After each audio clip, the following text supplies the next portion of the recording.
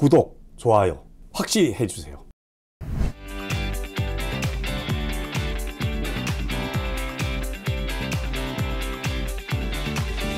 송승환의 원더풀 라이프. 건강한 당신의 삶에 삼성생명이 함께합니다.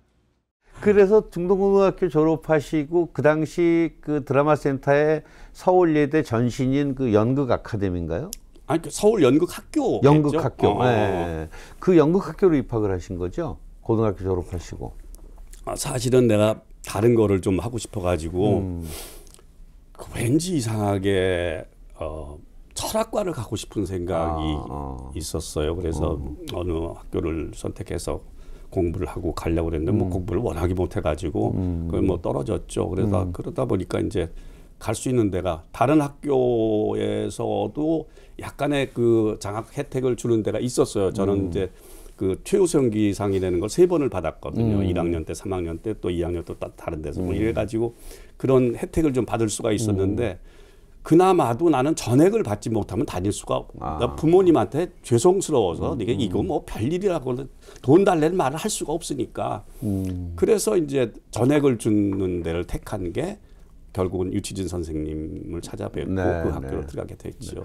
근데 정말 제대로 가신 거 아니에요? 그 당시 유치진 선생님이 연극계에 정말 큰 어른이셨고 연극을 열심히 하는 집단이 바로 그 드라마 센터 서울 연극학교였잖아요. 그러니까 돌이켜보면은 나한테 어려운 조건, 어려운 여건, 어려운 인생살이가 다 좋은 길이었어요. 그러니까 나한테 좋은 길이 있었으면 나 이렇게 안 됐어요. 나 이렇게 되고 뭐 별것도 아니지만 지금 내가 이렇게 강단 있게 연극을 하고 이런 것도 다 그 어려움 속에서 비집고 나왔기 때문에 된 거였고 나한테 좋은 기회가 더 많았어요. 젊었을 때. 뭐 그런 얘기하면 또 재밌는 얘기도 많은데 뭐 한참 연극할 때 여기저기서 뽑아가려고 뭐 이럴 때도 있었고 그래서 훌륭하신 그 감독님들 만나고 어쩌고저쩌고 했는데 딱딱 뭐 그냥 될 수 있으면 하는데 그렇지 않으면 딱딱하고 그냥 연극하겠다 이러고 있었던 게 너무 그 당시 생각하면 저 바보 아니야? 저 정신병자 아니야? 이거 말도 안 되는 짓을 왜 하지? 근데 그런 것들이 오늘날 내가 이렇게 살면 되는 것이로구나 하는 것이 내 스스로 확인이 되는. 그래서 나는 그렇게 되지 않은 게 너무 감사해요. 그때 정말 어떤 의미로는 당금질을 제대로 하신 거네요. 그렇다고 볼 수 있죠.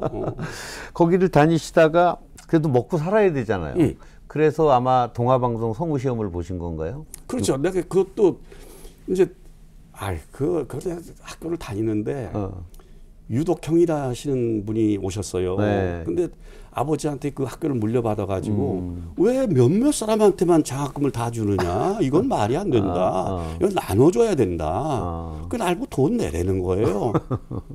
없으니 관두겠어.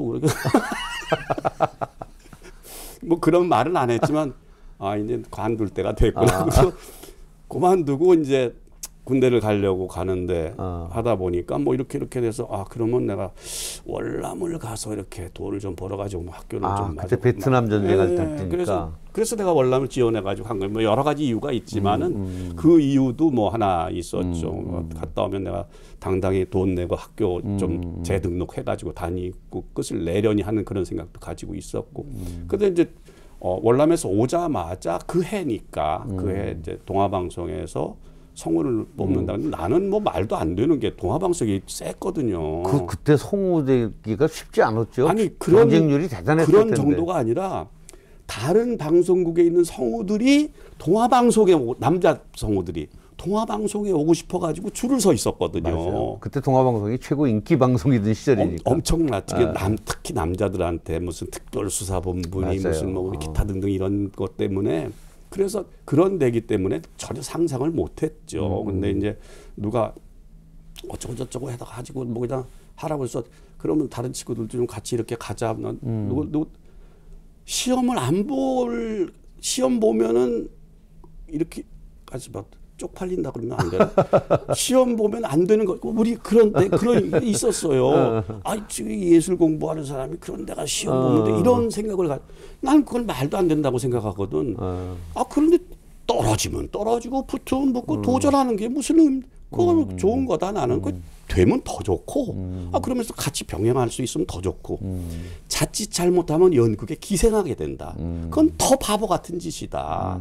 네가 자생력이 있어야 된다라는 게 이제 내 생각이었었기 때문에 그래서 다른 친구를 내가 데리고 가려고 그 친구 원서를 사주려고 내 원서도 같이 샀거든요. 그런데 내가 붙었어요. 그때 수백 대 1 아니었어요? 1000대 1. 남자는 1000대 1.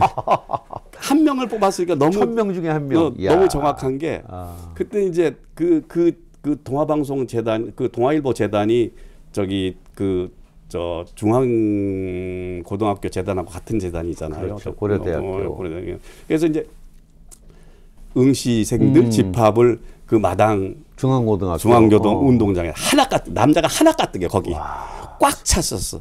그런데 나중에 그 전영호 아나운서가 12시 뉴스 말미에 사고를 발표하는데 남자 성우 정동환 하나가 딱 뽑혔더라고요. 1000명 중에 한 명. 야, 대단하네 정말. 와. 그래서 동아방송 성우 생활을 그때부터 69년도인가요? 69년 아니요. 아니야. 69년은요. 내 학교 다니면서 저기 유덕형 선생이 그 당시 이름도 생소한 유덕형 연출 작품 발표회라는 게 있었거든. 거기에 내가 이제 한 배역을 해가지고 주인공을 했던 그게 69년. 그래서 맞아. 이제 일반극단 데뷔 일반 관객한테 도움 받고 데뷔한 작품이 그 작품이었다라는 게 이제 69년이었었고 그리고 난 다음에 난 이제 군대 갔다 와서 73년에 돌아왔죠. 그래서 그러니까 73년에 동아방송에 입사를 하게 됐고 그것도 딱 1년도 못 채우고 내가 그만두고 나왔죠. 왜요? 뭐가 또 여러 가지 또 문제가 있더라고요. 그러니까 나는 연극을 하고 싶고 뭐 이런데 이제 거기는 아주 조직이니까 조직에 대한 거가 굉장히 여러 가지가 있더라고. 그러니까 외부 활동하는 게 쉽지 않은. 첫째 김새는 건 뭐냐면은 동아일보사 안에 있잖아요. 그러니까 동아라는 데가 굉장히 그 느낌에 뭐랄까 좀 이렇게 경직돼 있는 아래 들어가려면 수입이라는 분이 그 문을 지키고 있는데 옷을 잘못 입고 온다고 들어버리질 않는 거라 청바지 입고 왔다고. 그래요? 그 정도였어요? 옷이 이거밖에 없는데 이거 어떡해. 근데 뭐 딱 그 이유는 아닌데 그러면서 내가 이제 연극에도 어느 대학에서 날 보고 후배들이 와가지고 연출 좀 해달라고 그래서 좀 이렇게 참여하고 그러는데 그걸 자꾸 눈치를 주고 그래서 이러면은 밥 먹고 사는 건 너무 좋은데 기가 막히죠. 난 생전에 그런 걸 처음 봤으니까 그런 혜택을 난 처음 받았으니까 이거 동아일보 이증 하나 달고 다니면 경찰도 안 붙잡지. 어디 월급 꼬박꼬박 나오지. 월급 꼬박꼬박 나오지. 이 광화문 근처 음식점 좀 많아요. 그렇죠. 술 마신 데 많고 다 외상으로 딱딱딱딱. 세상에 나 태어나서 그런 호각을 해본 적이 없어. 그런데 이게 너무 좋은 길로 내가 가는 것 같다. 그리고 너무 안정적이고 그 볼펜 한 자루만 있으면 하는 거니까 뭐 별 막 뛰어다닐 일도 한 것도 그 당시 나한테는 좀 문제가 있다라는 생각 때문에 다른 생각이 내가 들어서 좀 어떻게 밖에 나가서 공부라도 하고 막노동이라도 좀 하고 좀 어떻게 좀 이렇게 지내야겠다라고 마음 먹고 1년 만에 이제 그만두고 일단 연극을 시작하면서 하다가 뭐 또 다른. 그 형님은 가만히 보면은 그 사서 고생을 하신 것도 있네요. 편안한 거를 잘 못 참으시는 것 같아요. 많아요. 그래서 동아방송 그만두시고 그리고 이제 다시 연극을 하신 거예요. 연극을 하다가 그것도 이제 먹고 살기가 너무 어려우니까 힘들죠. 너무 그 당시는 힘드니까. 지금도 힘들지만 그 당시는 정말 힘들 때죠. 말도 안 되니까 뭐 출연료라는 자체가 없으니까 그렇죠. 되면 뭐 준다는데 뭐 잘 됐다고 똔똔이란 말이나 하고 잘 되면 또 뭐라고 그러냐면 지난번에 망한 거 갚아야 되니까 이번에 못 준다고 어쩔 수 없이 이제 거기에 구조가 그러니까 뭐 그래서 어떻게 했든지 난 공부를 좀 더 하고 싶다. 첫째가. 그리고 좀 연극답게 뭘 좀 하고 싶다. 뭐 이런 내가 좀 자립을 좀 해야 되겠다. 뭐 이런 생각이 드는데 방법은 없으니까 마침 그 해외 노무자 같은 거를 뽑았어요. 그걸 내가 어떤 소스로에서 알아가지고 그걸로 해서 일본 요코하마항에서 배 고치는 일을 하는 사람들 를 모집을 했어요. 거기에 그러면 좋다. 그러면 뭐 일 24시간 하는 거 아니니까 낮에는 어디 가서 꼼짝하면서 연극도 좀 보고 공부도 좀 슬슬슬슬 하면서 또 일을 시키면 거기서 하고 뭐 이러면 되지 않느냐 해서 이제 그거를 해서 딱 돼가지고 가려고 이렇게 딱 맘먹었는데 그때 이제 거짓말 좀 해가지고 됐거든요. 내가 연극했는데 무슨 목수를 했겠어요. 근데 연극은 이게 모든 걸 다 하기 때문에 뭐 세트도 만들어야 되고 다 해서 내가 이거 오랫동안 했다. 뭐 이게 다 거짓말 해가지고 맞춰가지고 해서 이제 합격이 됐는데 그 당시에 이제 일본 그 노조에서 외국 근로자들 안 받는다 하는 것 때문에 가려다가 딱 멈췄어요. 그러니까 이제 그쪽 회사에서 또 다른 좋은 방법이 있나 해가지고 봤더니 그 계절 노무자를 일본에서 또 뽑는 게 있어요. 그러니까 일본이 이제 오키나와에 가면은 오키나와에 일본 농업으로 해서 기간 농업이라고나 할까? 예를 들어서 설탕 같은 거가 자립이 돼야 되는 어느 정도는 자립이 돼야 되는데 그런 게 나오는 데가 이제 오키나와잖아요. 그래서 그거를 정부에서 잘 키우려고 하는데 너무 힘드니까 일하는 사람이 없는 거야. 그 당시 또 일본에는. 그러니까 이제 거기는 해외 노동자들 받아준 거예요. 그래서 이제 필리핀이나 대만이나 뭐 방콕이나 이런 태국이나 이런 노무자들 좀 받는데 한국 노무자들 받겠다. 그러니까 만약에 거기라도 갈 사람 손들어라. 바로 손들었지. 가겠다. 그 오키나와에 무슨 사탕수수밭 같은 건가요? 사탕수수밭. 거기 근데 이제 그거는 계절 노무예요. 계속 할 수 있는 건 아니고 그 사탕수수가 어지간히 자랐을 때서부터가 이제 일이니까 그걸 이제 거두고 운반하고 설탕 만들고 또 운반해서 내보내고 하는 그 과정 동안만 일을 하는 거기 때문에 한 3개월, 4개월 계절 노무예요. 그래서 이제 갔더니 내 취향에 딱 맞더라고. 그래요? 폼난다.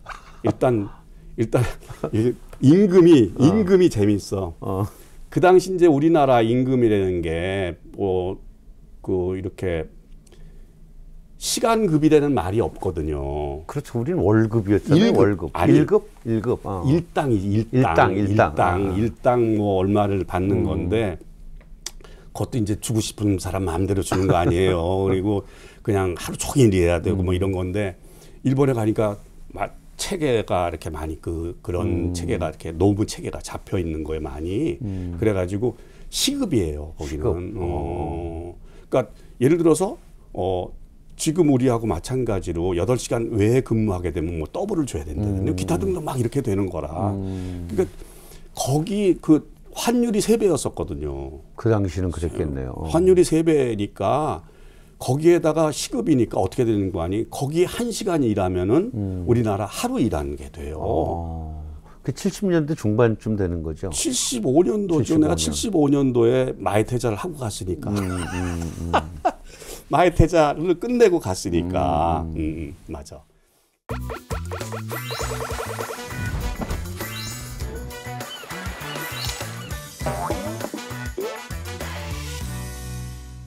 그냥 몸만 움직이면 되는구나 이거. 그 잠자기도 싫어요. 돈 벌고 싶어가지고 술 마시는 시간 빼놓고 다 뛰고 싶은 거지. 돈은 거기서 벌고 여기 가서 연극하고 이거 몇 년만 하면 우리 인생 끝나는 거다. 형이 얘기하는데 왜 구라마하는 80년대 초에 미국 가셔서 리스트라스버그 액팅 스쿨을 다니시는. 진짜 가고 싶은 데가 그 리스트라스버그였었거든. 나 같은 사람은 들어갈 수 없는 데고 일생일대 기회가 왔는데 다음에 전화가 왔어. 너 축하한다. 너 됐다. 댄스 클래스 이런 거야. 그래서 어드밴스드 클래스라고 얘기한 거를 댄스를 잘못 들으셨구나.